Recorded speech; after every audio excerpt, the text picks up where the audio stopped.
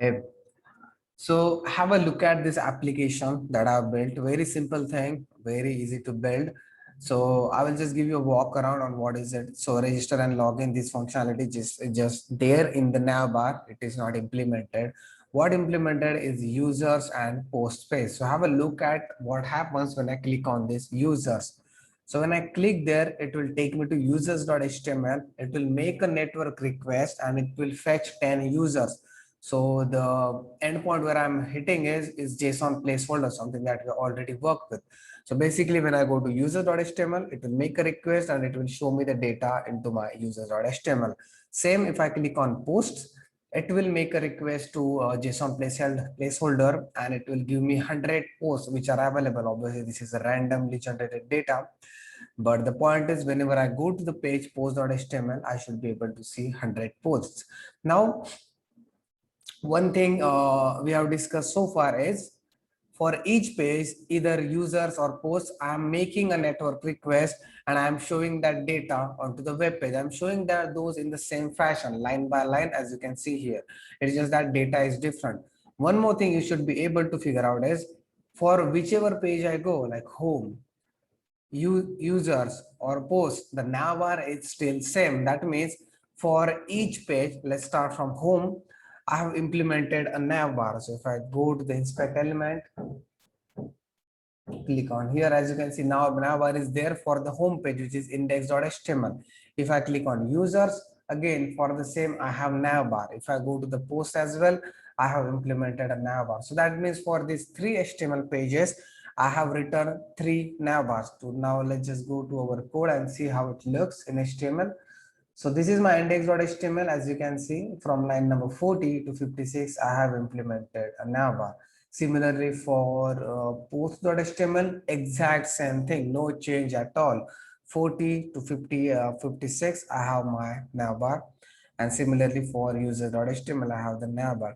Now we'll be talking a lot about this reusability, this dry principle. As a developer, we don't want to keep on writing one thing over and over. If there is any way for us to use reusability of a particular piece of code, then yeah, we should do that. This is something that we should target as a developer while writing any kind of program. But clearly the rule has been violated here.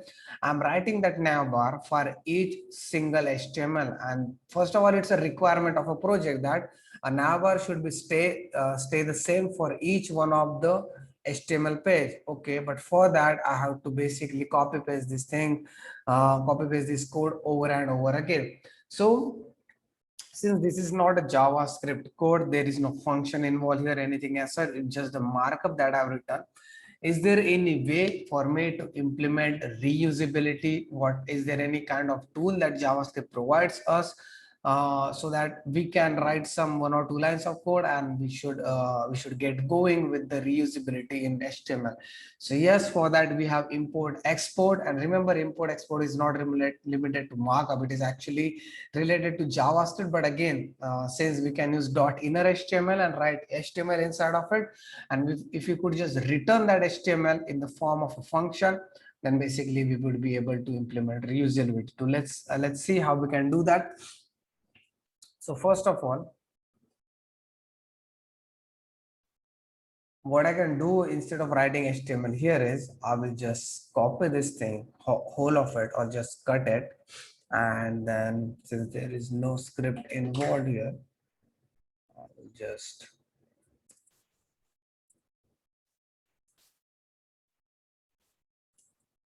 I'll write the script here itself. So I want to write a function. Since the name of whatever we are building is basically a nav bar, or you can call it header, whatever you want.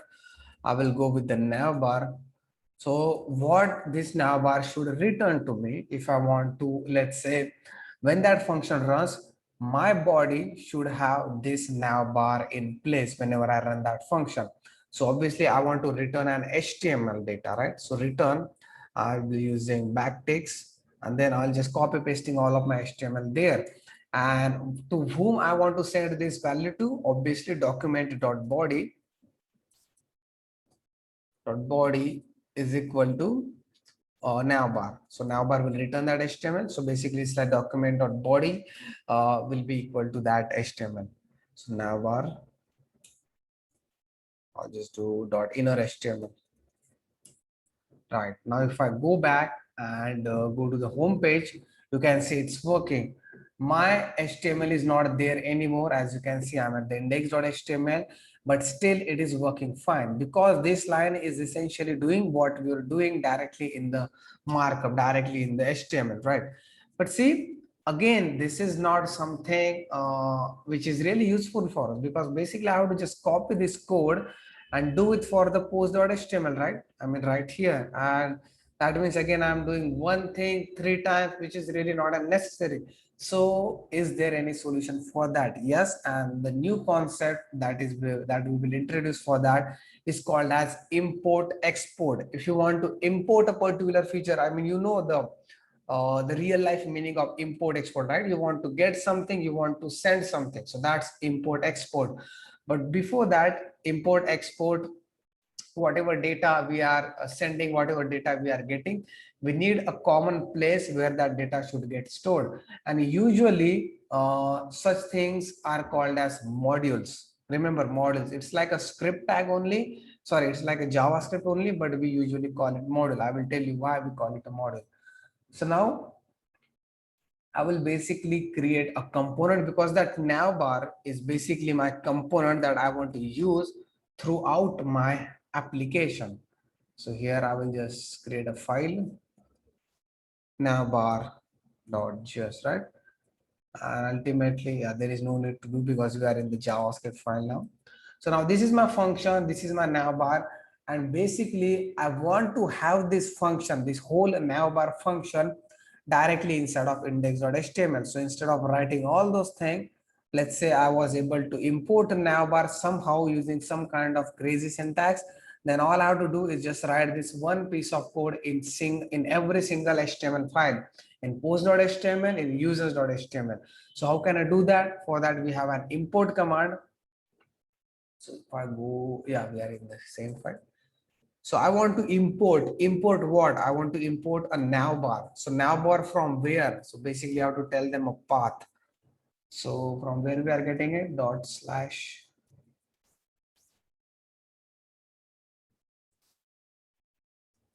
components, and in component we have navbar. All right. So if I try to go back and run this code, obviously there is nothing. So there is some error. What is that error? Cannot use import statement outside a module. Okay. So remember, whenever you want to import a module inside of your script, now your script is not just a script, it's like a module, because it has that kind of flexibility. Now you can use modules inside your JavaScript. So for that, you have to just add one line of code, which is type is equal to module. Now let's see what happens. If I go back here, you can see error aborted, 404 not found. There is no such thing as navbar, because in the navbar we also have to make sure that you can import this navbar. You have to write a piece of code which tells you that this navbar can be imported to the other function. So all you have to do is just write one piece of code. So export default navbar. Don't worry about what this default is, we'll get to that, but understand that you have to write this export first to tell, okay, this navbar can be exported now, and you are good to go. So if I go to index.html again, and navbar, all right. So if I go back, I try to run this code, 404 not found, components navbar, check for some mistakes. So you have to put in .js here as well, navbar.js, the whole file. So if I go back, run it, now you should be able to see that navbar is there, completely fine, working, awesome. So what did we do here actually? Remember this navbar function, we had it here before, like at number 53 or 52, right? But now we are storing it in a different location. If you are going to store it in a different location, you have to import it. So how you can do that? Using this line of command. Now this is whatever name you can type in, anything that you want, literally. I will just keep it to be added, like I will keep it X. Okay, and if I go back, it will still work. It's completely fine, no issues with that. Okay, but while importing, you also have to make sure that your navbar is exportable. You have make sure that you can export it using this line. So it's called as export default. So what is this default? So default means you are exporting only one thing, and you can basically, while importing, you can pass in whatever name you want for it. So you don't have to type navbar. Like I just showed you, you can type X, Y, Z, anything that you want. But we have a new concept called as named export as well. So here, all I have to do is pass it as an object. So export navbar, and if I go to index.html now, and instead of navbar, if I try to make it X, and if I go back, you can see it does not provide any export name. Default, we are providing it named export. So in such cases, you don't have that flexibility like typing whatever name you want. You have to type in whatever is there in your export statement, and which is navbar exactly. So if I go back here, try to run it now. Okay, export is some error, the name export.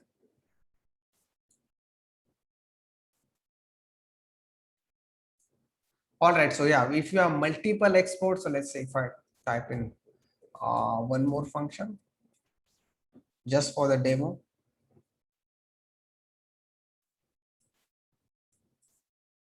And now let's say I want to export navbar and test as well. Obviously, if there is only one export, you can just do export default. But if you have multiple export, in such cases, you have to pass it as an object. So export default and then export test. Sorry, export navbar and then the test. You have to pass them inside of a curly bracket, which kind of defines the object. And now if I go to my index.html, try to access it. Here also I have to provide a bracket as well. So see, this is kind of working like a destructuring. And now if I go back here, it will work. It will work even for the single, I guess. Let's try it. So if I remove a test as well, yeah, it will work. So I was missing on these brackets. Make sure that you type in this bracket. Without typing this bracket, even though your export statement is correct, it will throw you this error. So remember that. This is the concept you have to keep in mind while doing named export. For default export, you can take in any name you want, right? So now all I have to do is just copy paste this line of code in each single file. So inside of a posts.html. So for post, I have already a script in place. So that's where I will keep it, post.js. And also for users.js as well. Right. So if I go back and understand one more thing, it will work. One more thing, we are making an API request each single time. It's just that the URL is different, right? Apart from that, as you can see, look at this function, getting the data, this URL is different. And then ultimately I'm running this append function. All it is doing is running a for each loop over it, creating element and setting the value of that in a text to l.name. And that's how you was able to see that paragraphs line by line. And similarly for posts.js as well, it's the same exact code. Now, the question is, can I write a JavaScript module which will basically, I can reuse all of these things using a script module, something like that, because components are usually termed if you are basically returning an HTML, right? It's not necessary, but still, when we'll be learning React, component is something where your HTML part is also there. And right now there is no HTML part. There is only pure JavaScript that I'm running here. So for that, I will just create a new folder called as scripts.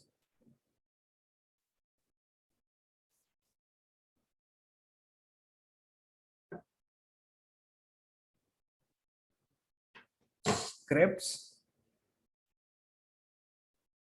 One second.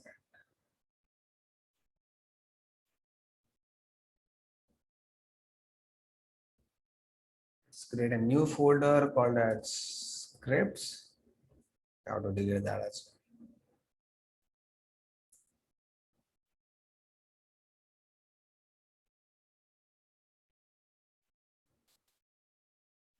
All right, now in this scripts, basically I can write a function which will get the data for me and which will basically append the data for me as well. And I'll just name it as show data, which is basically do the work of both those functions. Now let's see how can I write what kind of code I can write, how can I import it and export it, so that again I don't have to write that show data, not sorry, get data and append data for each one of my JavaScript file.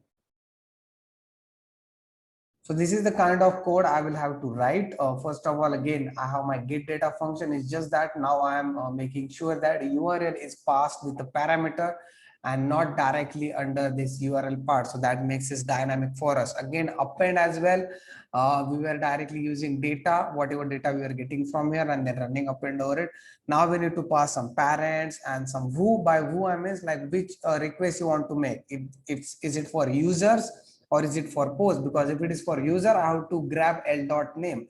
If it is for post, I have to grab l.title. Now this is a dynamic code that I have written that I can basically now use in my post.html or users.html using import export. So first I will just export both of this function, get data and append. You can have a look at it for a while. You can pause here and see how it is working. See, this was our original code. If I go to post.js, this is how it was. I was passing in the URL by myself, which is not what we want. When we want to make it dynamic, again data.4h, I was passing in data. Parent is basically where you want to append it. So it is there here, as you can see, div is equal to data. This is where it will get appended, right? So now where is that a function? Yeah, show data. So see, have a look at it. And now I want to export it. Now, as I have exported, I want to basically import it. So if I go to my post.js file, yeah. So this is how I was writing it, and I'll just comment it out. I have already written a code, this last part, where now you can basically first import it. See, get data and append. I'm importing it now from where? From here, show data.js using export. These are the only two lines that are new to you. So practice it, understand it, how it's working. Start from the small function to get a grab of it. But this is how your application should be structured from now on, because in React, import export will be your regular thing. In each single day, you will have to work with import exports. So if I go back here, I'm also importing header as well. And now what I want to do, as soon as the header is done, so why header? I am writing it as a promise. If I go to the header, not header, actually it's a navbar. So navbar, I go to the components as well. I want to make it an async function. I will tell you why I'm doing that. So I go to post.js. See, so what happens is, let's say, without, even before there is no HTML in your page, and at that time, let's say it starts getting the response and now it starts appending. So what does means is there is no HTML available in your web page till this moment, and still you are trying to get the data and you're trying to append. You are trying to use document.getElementById, which will never work because there is no HTML present. So that's why first I want to make sure that I have returned the HTML, I have set the HTML, and only after that I should be making this request. So that's why I have used navbar again to make sure that these issues will not arise. You might do it without even promise, but again, just wanted to make sure that the HTML is there in the place even before I start making the network request. So now, if I go back, I hope these two parts are understood. I'm importing two functions, and all I'm doing is now I'm getting the data. So data will be set here at response, and it will obviously promise. As soon as I get the data, I want to append the data to where? To the parent, and parent is my that document.getElementById and line 62. And then if you could remember, I typed in who. So who means I'm making this request for the post. That means I want to grab l.title, not l.name. So that thing you will be able to see it. Line number 19 to 29. Have a look at it. So why that who is there? The value of who in post is now posts actually. So now all I can do is basically grab this data again and put into the users.js. So I go back. So navbar, all right. So instead of posts, this should be users. This should be users as well. I hope that will do it. So if I go back now, okay, there's some issue. So we're at the .html. Okay, yeah, so this is also a promise now, so I have to work with it. So basically navbar dot then, as soon as you get it, the response, if it is done, just make sure that it is equal to res. If I go back, you should be able to see I'm getting it. Now if I click on users, show data.js does not provide an export named append. Show data.js, let's go to show data.js append. Okay, append is there. Let's see what's the issue.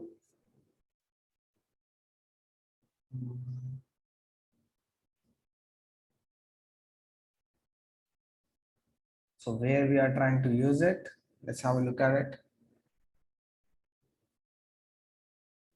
So we have to make sure that while you are importing and exporting, since this is a default export, default import, that means the export has to be default as well. But if we go back here, you can see it's a named export. So I need to turn it back to the default. Well, it's not matching with my import statement. Now, if I do that and go back here to the users as well and to the posts as well, to the home component, it will work perfectly fine. Now the functionality is exactly the same, the way we wanted. It's just that now there is some user reusability in our application. That means I have this component. So this navbar.js, which I can basically reuse wherever I want for any page that I'll be creating later on. I can just import this navbar.js, make sure that I am invoking this function so that it will return me this. Since this is a promise, I will have to handle it using .then or await if you wish.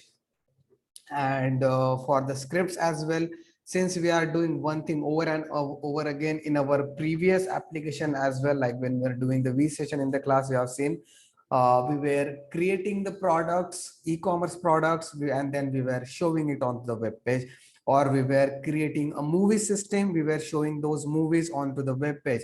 So basically it all starts from making the request and then appending each one of that data using for each loop to the DOM. And this is a common theme. So this common theme we have basically put inside of a script. All we have to do is now pass in those parameters properly, URL in this case, the data on which you should want to start appending, and then the parent basically where you want to append it, parent.append child, and finally the void, just for making sure we are grabbing the right property, either .name or .title. So that's why we are using it.